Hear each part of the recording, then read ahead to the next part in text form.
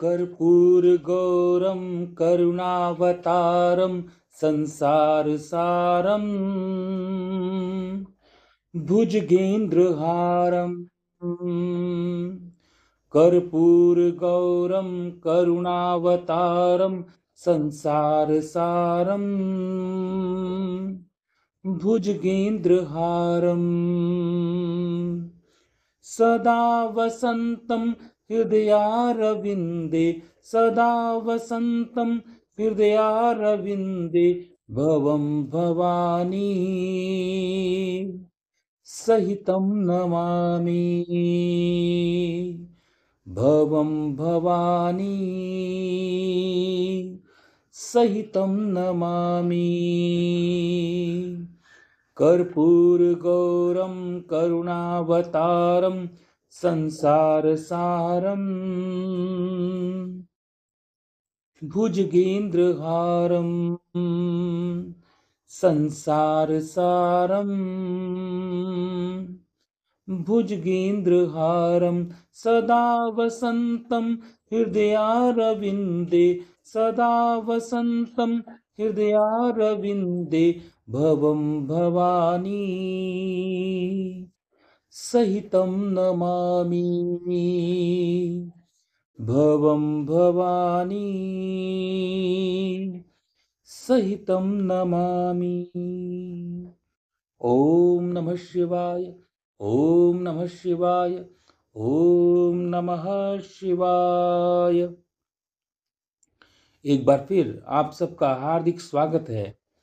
आज हमारा दंभ की तपस्या और विष्णु द्वारा उसे पुत्र प्राप्ति का वरदान, शंखचूड़ का जन्म, तप और उसे वर प्राप्ति, ब्रह्मा जी की आज्ञा से उसका पुष्कर में तुलसी के पास आना और उसके साथ वहां वार्तालाप, ब्रह्मा जी का पुनः प्रकट होकर दोनों को आशीर्वाद देना और चंद्रचूड़ और शंखचूड़ का गांधर्व विवाह की विधि से तुलसी का पानी ग्रहण करना।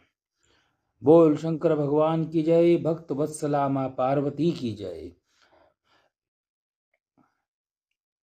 तदंतर जलंधर की उत्पत्ति से लेकर उसके वध तक का प्रसंग सुनाकर संत कुमार जी ने कहा, मुने, अब शंभु का दूसरा चरित्र प्रेम पूर्वक श्रवण करो। उसके सुनने से मात्र से शिव भक्ति सुदृढ़ हो जाती है।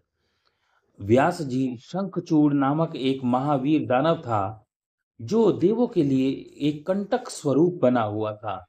उसे शिव जी ने रण के मुहाने पर त्रिशूल से मार डाला था। शिव जी का वह दिव्य चरित्र परम पावन तथा परम पापनाशक है। तुम पर अधिक स्नेह होने के कारण मैं उसका वर्णन करता हूं। तुम प्रेम पूर्वक उसे श्रवण करो। ब्रह्मा के पुत्र जो महर्षि मरीचि थे, उनके पुत्र कश्यप हुए। वे मननशील, धर्मिष्ठ, सृष्टिकर्ता, विद्या संपन्न तथा प्रजापति थे। दक्ष ने प्रसन्न होकर अपनी 13 कन्याओं का विवाह इनके साथ कर दिया था। इनकी संतानों का इतना अधिक विस्तार हुआ कि उसका वर्णन करना कठिन है। उन कश्यप पत्नियों में एक का नाम दनु था तथा श्रेष्ठ सुंदरी तथा महारूपवती थी। उस साध्वी का सौभाग्य बढ़ा हुआ था। मुने, उस दनु ने बहुत से महाबली पुत्रों को जन्म दिया। विस्तार भय से उनके नाम नहीं गिनाए जा सकते। उनमें एक का नाम विप्रचिति था जो महान बल पराक्रम से संपन्न था। उसका पुत्र दंभ हुआ जो जितेंद्रिय, धर्मपरायण, धार्मिक एवं विष्णु भक्त था। जब उसके कोई पुत्र नहीं हुआ तो उस वीर को चिंता व्याप्त होने लगी। उसके गुरु जो थे शुक्राचार्य, उन्होंने गुरु बनाकर उन्होंने अपनी श्री कृष्ण मंत्र प्राप्त किया। शुक्राचार्य को गुरु बनाकर श्री कृष्ण मंत्र प्राप्त किया और पुष्कर में जाकर घोर तपस्या करने लगे। वहां सुदृढ़ आसन लगाकर कृष्ण मंत्र का जप करते हुए उसमें 1 लाख वर्ष बीत गए। तब उस तपस्वी के मस्तक से एक जाज्वल्यमान तेज निकलकर सर्वत्र व्याप्त हो गया। वह तेज इतना दुस्सह था कि उससे संपूर्ण देवता, मुनि तथा मनु संतप्त हो उठे। तब वे इंद्र को अगुआ बनाकर ब्रह्मा के शरणापन्न गए। वहां उन्होंने संपूर्ण संपत्तियों के दाता विधाता को प्रणाम किया और उनकी स्तुति करने लगे। स्तुति करने के पश्चात फिर विशेष रूप से व्याकुल होकर अपना सारा वृतांत उन्हें कह सुनाया। उनकी बात सुनकर ब्रह्मा भी उन्हें साथ लेकर वह सारा वृतांत विष्णु को सुनाने के लिए वैकुंठ धाम को चले। वहां पहुंचकर उन लोगों ने त्रिलोकी के अधीश्वर तथा रक्षक परमात्मा श्री विष्णु को विनीत भाव से प्रणाम किया और फिर हाथ जोड़कर उनकी स्तुति करने लगे। देवता उवाच, देवता बोले, देव देव, हमें पता नहीं कि हम यहाँ कौन सा कारण उत्पन्न हो गया है कि हम इसके तेज से संतप्त हो उठे हैं। यह आप ही बतलाइए। हे दीन बंधु, आपने दुखी सेवकों के रक्षक तो आप ही हैं, अतः शरणदाता रमानाथ, हम शरणागतों की रक्षा कीजिए। सनत कुमार जी कहते हैं, मुने ब्रह्म आदि देवताओं के वचन को सुनकर शरणागत वत्सल भगवान विष्णु मुस्कुराए और प्रेम पूर्वक बोले। श्री विष्णु वाच, श्री विष्णु कहने लगे, अमरो, शांत रहो, घबराओ मत, भयभीत न हो, कोई उलट पुलट नहीं होगा, क्योंकि अभी प्रलय का समय नहीं आया है। यह तेज तो दंभ नामक दानव का है, जो मेरा भक्त है और पुत्र की कामना से तप कर रहा है। मैं उसे वरदान देकर शांत कर दूंगा। सनत कुमार जी कहते हैं, मुनि भगवान विष्णु के यो कहने पर ब्रह्मा आदि देवताओं की व्याग्रता जाती रही। वे सभी धैर्य धारण करके अपने अपने धाम को लौट आए। इधर भगवान अच्युत भी वर प्रदान करने के लिए पुष्कर को चल पड़े। वहां दंभ नामक दानव तप कर रहा था, वहां पहुंचकर श्रीहरि ने अपने मंत्र का जप करने वाले भक्त दंभ को सांत्वना देते हुए मधुर वाणी में कहा, वर मांगो। तब श्री विष्णु का उपयुक्त वचन सुनकर और उन्हें आगे उपस्थित देखकर दंभ बड़ी भक्ति के साथ उनके चरणों में लोटपोट हो गया और बारंबार स्तुति करने लगा। दंभ उवाचा, दंभ कहने लगा, देवादिदेव कमल नयन, आपको नमस्कार है। रमानाथ, मुझ पर कृपा कीजिए। हे त्रिलोकेश, मुझे एक ऐसा वीर पुत्र दीजिए जो आपका भक्त तथा महान बल पराक्रम से संपन्न हो। वह त्रिलोकी को जीत ले, परंतु देवता उसे पराजित न कर सके। सनत कुमार जी कहते हैं, मुनि दानवराज दंभ के यों कहने पर श्री हरि ने उसे वह वर दे दिया और उसे घोर तप से उसे निवृत्त करके स्वयं अंतर्ध्यान हो गए। दानवेंद्र दंभ की तपस्या सिद्ध हो चुकी थी, जिससे उसका मनोरथ पूर्ण हो गया। अतः वह भी श्री हरि के चले जाने पर उस दिशा को नमस्कार करके अपने घर को लौट आया। थोड़े ही समय के उपरांत उसकी भाग्यवती पत्नी गर्भवती हो गई। वह अपने तेज से घर के भीतरी भाग को प्रकाशित करती हुई शोभा पाने लगी। मुने श्री कृष्ण के पार्षदों का अग्रणी जो सुदामा नामक गोप था, जिसे राधा जी ने श्राप दे दिया था, वही उसके गर्भ में प्रविष्ट हुआ। तदंतर समय आने पर साध्वी दंभ पत्नी ने एक तेजस्वी बालक को जन्म दिया। तब पिता ने बहुत से मुनीश्वर को बुलाकर उसका विधि पूर्वक जात कर्म आदि संस्कार उत्पन्न किया। द्विजोत्तम, उस पुत्र के उत्पन्न होने पर बहुत बड़ा उत्सव मनाया गया। फिर शुभ दिन आने पर पिता ने उस बालक का नाम शंखचूड़ रखा। वह अपने पिता के घर में शुक्ल पक्ष के चंद्रमा की भांति बढ़ने लगा। वह अत्यंत तेजस्वी था, अतः उसने बचपन में ही सारी विद्याएं सीख ली। वह नित्य क्रीड़ा करके अपने माता पिता का हर्ष बढ़ाने लगा और अपने समस्त कुटुंबियों का तो वह विशेष रूप से प्रिय हो गया। तदंतर जब शंखचूड़ बड़ा हुआ, तब वह जैगिषव्य मुनि के उपदेश से पुष्कर में जाकर ब्रह्मा जी के की तपस्या करने लगा।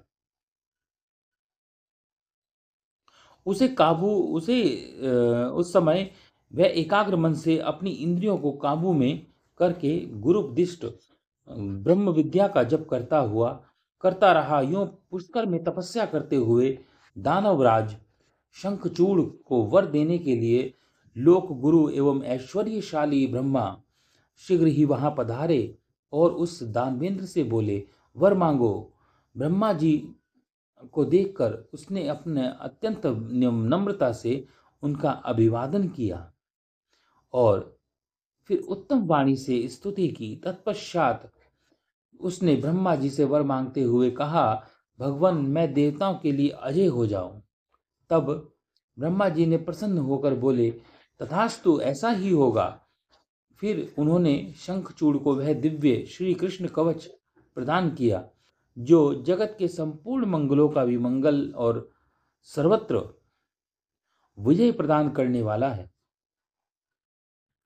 तदंतर ब्रह्मा जी ने उसे आज्ञा दी कि तुम बद्रीवन जाओ। वहां धर्मध्वज की कन्या तुलसी सकाम भाव से तपस्या कर रही है, तुम उसके साथ विवाह कर लो। यूं कहकर ब्रह्मा जी तत्क्षण अंतर्ध्यान हो गए। तब तपः सिद्ध शंखचूड़ ने भी, जिसके सारे मनोरथ तपोबल से पूर्ण हो चुके थे और मुख पर प्रसन्नता खेल रही थी, पुष्कर में ही उस जगत के मंगलों के लिए भी मंगल स्वरूप कवच को गले में बांध लिया और ब्रह्मा जी के आज्ञा अनुसार वह तत्काल ही बद्री का आश्रम की ओर चल पड़ा। वहां दानव शंखचूड़ सहसा उस स्थान पर जा पहुंचा जहां धर्मध्वज की पुत्री तप तुलसी तप कर रही थी। सुंदरी तुलसी का रूप अत्यंत कमनीय और मनोहर था। वह उत्तम शील से संपन्न थी। उस सती को देखकर शंखचूड़ उसके समीप ही ठहर गया और मधुर वाणी में बोला। शंखचूड़ ने कहा, सुंदरी, तुम कौन हो? किसकी पुत्री हो? तुम यहाँ चुपचाप बैठकर क्या कर रही हो? यह सारा रहस्य मुझे बतलाओ। सनत कुमार जी कहते हैं, मुने, शंखचूड़ के ये सकाम वचन सुनकर तुलसी ने उसे कहा। तुलसी बोली, मैं धर्मध्वज की तपस्विनी कन्या हूं और यहाँ तपोवन में तप कर रही हूं। आप कौन हैं? सुखपूर्वक अपने अभिष्ट स्थान को चले जाइए, क्योंकि नारी जाति ब्रह्मा आदि को भी मोह में डाल देती है। यह विषतुल्य निंदनीय दोष उत्पन्न करने वाली माया रूपिणी तथा विचारशीलों को भी श्रृंखला के समान जकड़ लेने वाली होती है। सनत कुमार जी कहते हैं, महर्षि, तुलसी जब इस प्रकार रस भरी बातें कहकर चुप हो गई, तब उसे मुस्काती देखकर शंखचूड़ ने भी कहना आरंभ किया। शंखचूड़ बोला, देवी, तुमने जो बात कही है वह सारी की सारी मिथ्या है। ऐसी बात नहीं है जिसमें कुछ सत्य और कुछ असत्य भी। इसका विवरण मुझसे सुनो। शोभने जगत में जितनी पतिव्रता नारियां हैं, तुम उनमें अग्रणी हो। मेरा तो ऐसा विचार है कि जैसे मैं पाप बुद्धि कामी नहीं हूं, उसी प्रकार तुम भी काम परिधाना नहीं हो। फिर भी इस समय मैं ब्रह्मा जी की आज्ञा से तुम्हारे समीप आया हूं और गांधर्व विवाह की विधि से तुम्हें ग्रहण करूंगा। भद्रे, क्या तुम मुझे नहीं जानती हो अथवा तुमने मेरा कभी नाम नहीं सुना है? अरे, देवताओं में भगदड़ डालने वाला शंखचूड़ मैं ही हूं। मैं दनु का वंशज, दंभ दानव का पुत्र, पूर्व काल में श्री हरि का पार्षद था। मेरा नाम सुदामा गोप था। इस समय मैं राधिका जी के शाप से दानव राज शंखचूड़ होकर उत्पन्न हुआ हूँ। ये सारी बातें मुझे ज्ञात हैं, क्योंकि श्री कृष्ण के प्रभाव से मुझे अपने पूर्व जन्म का स्मरण बना हुआ है। सनत कुमार जी कहते हैं, मुने तुलसी के यों कहकर तुलसी के समक्ष यूं कहकर शंखचूड़ चुप हो गए। जब दानवराज आदर पूर्वक तुलसी से ऐसे सत्य वचन कहा, तब वह परम प्रसन्न हुई और मुस्कुराकर कहने लगी। तुलसी बोली, भद्र पुरुष, आज आपने अपने सात्विक विचार से मुझे पराजित कर दिया है।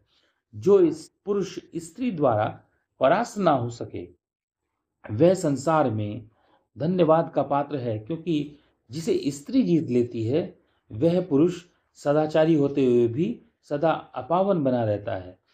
देवता, पितर और समस्त मानव उसकी निंदा करते रहते हैं। जनना शोच तथा मरना शोच में ब्राह्मण 10 दिनों में, अक्षत्रिय 12 दिनों में, वैश्य 15 दिनों में शुद्ध हो जाता है तथा शूद्र की शुद्धि 1 मास में होती है। ऐसा वेद का अनुशासन है। परंतु स्त्री से पराजित हुए पुरुष की शुद्धि चितादाह के अतिरिक्त अन्य किसी प्रकार से भी संभव नहीं है। इसी कारण उसके पितर उसके द्वारा दिए गए पिंड तर्पण आदि को इच्छा पूर्वक तक ग्रहण नहीं करते तथा देवता भी उसके द्वारा अर्पित किए गए पुष्प, फल आदि को स्वीकार नहीं करते। जिसका मन स्त्रियों द्वारा आहत हो जाता है, उसके ज्ञान, उत्तम तप, जप, होम, पूजन, विद्या और दान से भी क्या लाभ। अर्थात जिसके ये सभी निष्फल हो जाते हैं। मैंने आपके विद्या, प्रभाव और ज्ञान की जानकारी के लिए आपकी परीक्षा ली है, क्योंकि कामिनी को चाहिए कि वह अपने मनोनीत कांत की परीक्षा करके उसे ही पति रूप में वर्ण करे। सनत कुमार जी कहते हैं, व्यास जी जिस समय तुलसी यों वार्तालाप कर रही थी, उसी समय सृष्टिकर्ता ब्रह्मा जी वहां आ पहुंचे और इस प्रकार कहने लगे। ब्रह्मा जी ने कहा, शंखचूड़, तुम इसके साथ क्या व्यर्थ में वाद विवाद कर रहे हो? तुम गांधर्व विवाह की विधि से इसका पाणी ग्रहण करो। इस क्योंकि निश्चय ही तुम पुरुष रत्न हो और यह सती साध्वी नारियों में रत्न स्वरूपा है। ऐसी दशा में निपुण के साथ समागम गुणकारी ही होगा।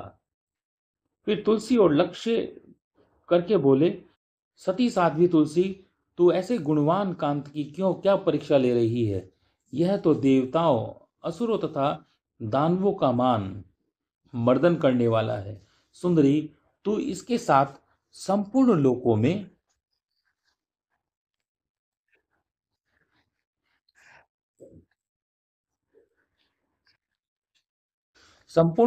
सर्वदा उत्तम उत्तम स्थानों पर चिरकाल यथेष्ट विहार कर शरीरांत होने पर यह पुनः गोलोक में श्री कृष्ण को ही प्राप्त होगा और इसकी मृत्यु हो जाने पर भी तू भी बैकुंठ में चतुर्भुज भगवान को प्राप्त होगी। सनत कुमार जी कहते हैं, मुने इस प्रकार आशीर्वाद देकर ब्रह्मा अपने धाम को चले गए। तब दानव शंखचूड़ ने गांधर्व विवाह की विधि से तुलसी का पाणी ग्रहण किया। यूं तुलसी के साथ विवाह करके वे अपने पिता के स्थान को चला गया और मनोरम भवन में उस रमणीय के साथ विहार करने लगा। इति श्री रेवाखंडे रुद्र संहिता नाम पंचमो प्रकरणों। आज हमारा 13वां अध्याय से लेके आज 29 अध्याय, हमारे 29 अध्याय पूर्ण हुए और 30वें अध्याय में हम करेंगे शंखचूड़ का असुर राज्य पर अभिषेक और उसके द्वारा देवों का अधिकार छीना जाना, देवों का ब्रह्मा की शरण में आना, ब्रह्मा का उन्हें साथ लेकर विष्णु के पास जाना, विष्णु द्वारा शंखचूड़ के जन्म का रहस्योद्घाटन और फिर सबका शिव के पास जाना और शिव सभा में उनकी झांकी करना तथा अपना अभिप्राय प्रकट करना। ओम नमः शिवाय, नमः शिवाय, नमः।